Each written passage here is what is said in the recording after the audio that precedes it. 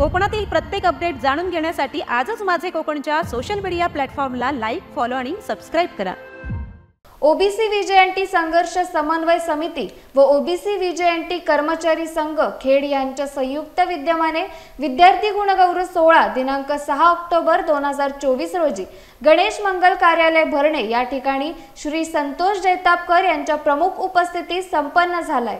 या विद्यार्थी गुणगौरव सोहळ्यासाठी प्रमुख पाहुणे म्हणून ओबीसी नेते संतोष जैतापकर, गुहागरचे माजी नगराध्यक्ष राजेश बेंडल, ओबीसी नेते माजी जीप सदस्य प्रकाश शिगवन, ओबीसी जनमोर्चा रत्नागिरी उपाध्यक्ष मिलिंद इवलेकर इत्यादी मान्यवरांच्या उपस्थितीत खेड तालुक्यातील ओबीसी विजयंती समाजातील विशेष प्रावीण्य मिळवलेल्या 400 पेक्षा जास्त विद्यार्थ्यांचा सत्कार करण्यात आला।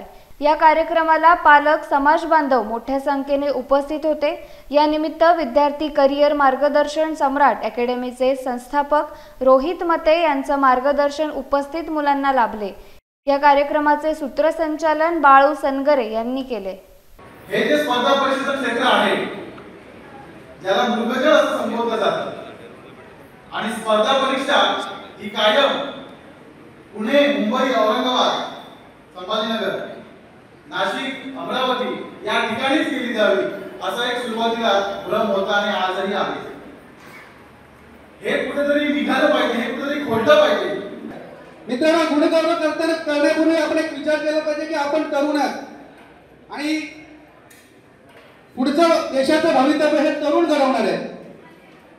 म्हणजे सगळी जे सूत्र, जी दोरी आहे हे तरुणांच्या हाती आहे। त्यामुळे तुम्हाला प्रगती करायला पाहिजे।